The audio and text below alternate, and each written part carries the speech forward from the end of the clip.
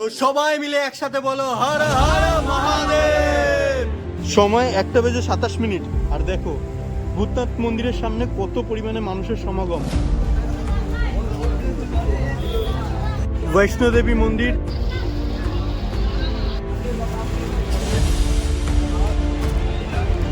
গঙ্গা নদীর কিন্তু সেই রকম একটা রূপ।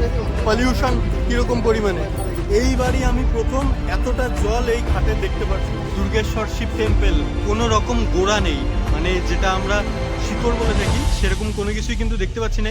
এর ভেতরে ক্যামেরা অ্যালাউ নেই, তবু একটু লুকিয়ে চুরিয়ে তোমাদেরকে বাবার দর্শন করানোর চেষ্টা করছি। হ্যালো বন্ধুরা, আরও একটা নতুন ভিডিওতে তোমাদের সবাইকে স্বাগত জানাচ্ছি। আজকের ভিডিও আমি করব কোনো ট্রেন জার্নি নয়, আমার বাইকে একটা জার্নি। আর এই জার্নিটা হবে আজকে আমার বাড়ি থেকে কলকাতা শোভাবাজার ভূতনাথ মন্দির পর্যন্ত। আমার বন্ধু ভাই সবাই যাচ্ছে। শ্রাবণ মাসের প্রথম সোমবার বলে কথা, তো ভূতনাথ মন্দিরে কিন্তু সেই বিশাল একটা ব্যাপার স্যাপার চলছে। ভূতনাথ যাওয়ার জন্য সবার আগে আমাদের হাবড়া থেকে আমি মোটামুটি তেল ভরে নিলাম গাড়িতে। আমি এই ভিডিওতে তোমাদেরকে বাইক জার্নিটা দেখালাম না, এখন সোজা ভূতনাথ মন্দিরে গিয়ে তোমাদের সাথে আবার কথা বলছি। অবশেষে পৌঁছে গেছি ভূতনাথ, একদম মন্দিরের সামনে। মন্দির সামনে পর্যন্ত যেতে পারিনি গাড়িটা নিয়ে, একটুখানি দূরেই রেখেছি। তো হাঁটতে হাঁটতে যাচ্ছি, বেশ ভালো বৃষ্টি হচ্ছে এইখানটাতে। এই হচ্ছে মেন গেট, এখান থেকে সোজা চলে যেতে হয়। এই দূরে রয়েছে নিমতলা শ্মশান, এই যে রয়েছে নিমতলা শ্মশান। আর এই নিমতলা শ্মশান এই হাতে রেখে আমাদেরকে এইদিকে চলে যেতে হবে। আর এই যে দেখো ভূতনাথ মন্দিরে ঢোকার রাস্তা, সামনে দেখো কত সুন্দর করে সাজানো হয়েছে।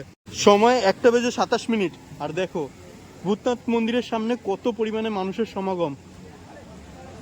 এইখানটাতে দেখো কত সুন্দর বাঁশের ব্যারিকেড দিয়ে লাইন মেনটেন করবার জন্য এই জিনিসটা করা হয়েছে চারি সাইডটা। যেহেতু বৃষ্টি হচ্ছে, তো বৃষ্টির হাত থেকে নিজের মাথাটাকে বাঁচানোর জন্য হেলমেটটা পরে নিয়েছি। আর বেশ সুবিধাও হচ্ছে, হাতে নিয়ে ঘুরে বেড়াতে লাগছে না। তো এই আমরা এখন চলে এসেছি পুরো ভূতনাথ মন্দিরের সামনে।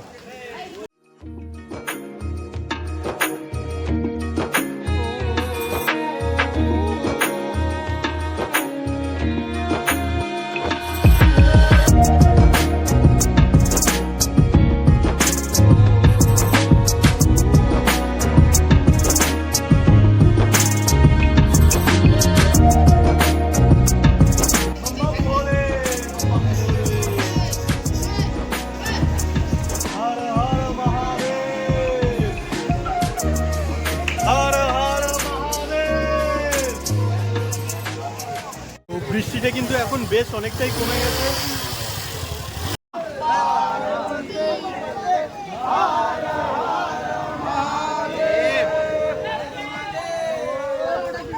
ভূতনাথ মন্দিরের উল্টো পাশে রয়েছে বৈষ্ণোদেবী মন্দির। তো চলো, এই যে পেছনে দেখতে পাচ্ছ, পেছনেই রয়েছে গেট।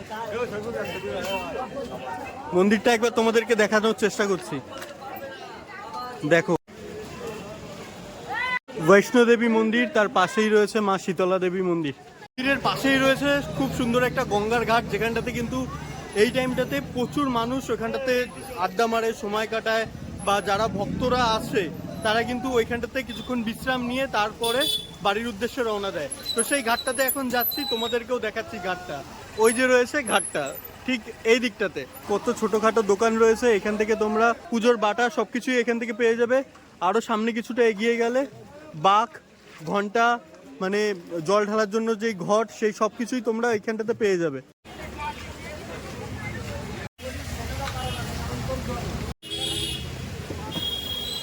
বিভিন্ন রকমের খাবারের দোকানও কিন্তু এখানটাতে রয়েছে। সবকিছু ঠিক আছে, তার মধ্যে দেখো পলিউশন কিরকম পরিমাণে। গঙ্গা নদীর কিন্তু সেই রকম একটা রূপ, এতটা পর্যন্ত জল আমি কোনোবারই দেখিনি। এইবারই আমি প্রথম এতটা জল এই ঘাটে দেখতে পাচ্ছি। ভালো একটা কিন্তু জোয়ার এসেছে এই নদীতে। দেখো ভক্তি কিন্তু সব থেকে আলাদা। এই রাত্রেবেলার মধ্যে 1-1:30 বাজে, তার মধ্যে দেখো মানুষ গঙ্গায় স্নান করছে, তর্পণ করছে। তোমাদেরকে বলেছিলাম যে কিছু ভক্তরা যারা এখানটাতে বাবার মাথায় জল ঢালার পরে বিশ্রাম নেয়, তো তারা যখন সময় কাটাচ্ছে। তো ঘাট তো ঘুরে দেখা হয়ে গেল, এবার ঘাটের পরে দেখি তোমাদেরকে আর কি দেখাতে পারি।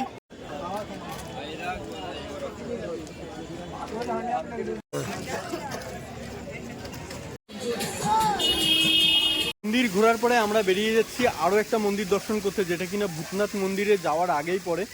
কলকাতা পৌর সংস্থা এর ওই পাশে যেই রাস্তাটা আছে, মানে এই বিল্ডিংটার পেছন দিক থেকে সেই মন্দিরটাতে যেতে হয়। বন্ধুরা, এই হলো সেই রাস্তা, যেই রাস্তা যাচ্ছে সোজা বাবা দুর্গেশ্বর শিব মন্দিরের দিকে। যে শিব মন্দির ভক্তরা মোটা মহাদেব নামেও জানে। দেখো মন্দিরটা কত পুরনো, দেখো এই মন্দিরের বিশেষত্ব কত সুন্দর।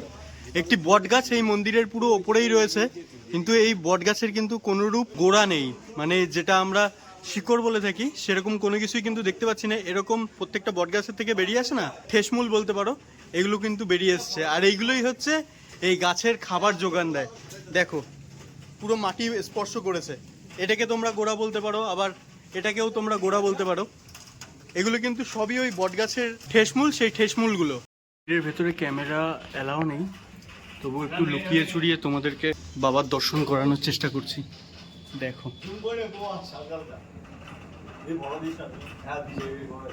ও অদ্ভুত, দেখো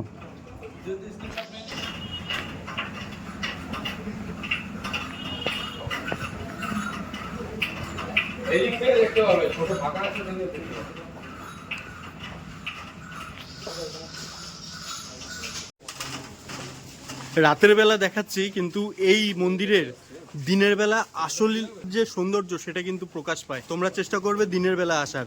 আর তোমাদেরকে আমি তো লুকিয়ে চুরিয়ে দেখালাম, বাদবাকি এইখানটাতে কিন্তু ক্যামেরা করবার মতন কোনোরকম পরিস্থিতি ছিল না। এই আমরা রাত্রির বেলা 12টা 1টার দিকে এসছি বলে তোমাদেরকে দেখাতে পারলাম। ভেতরে কিন্তু স্পষ্ট লেখা আছে mobile not allow, camera not allow.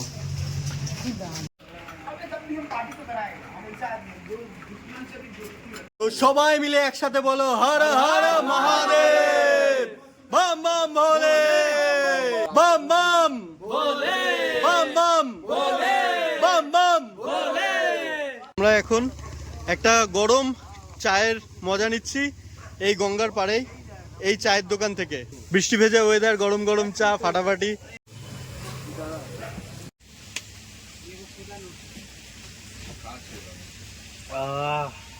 মজা আ গায়া।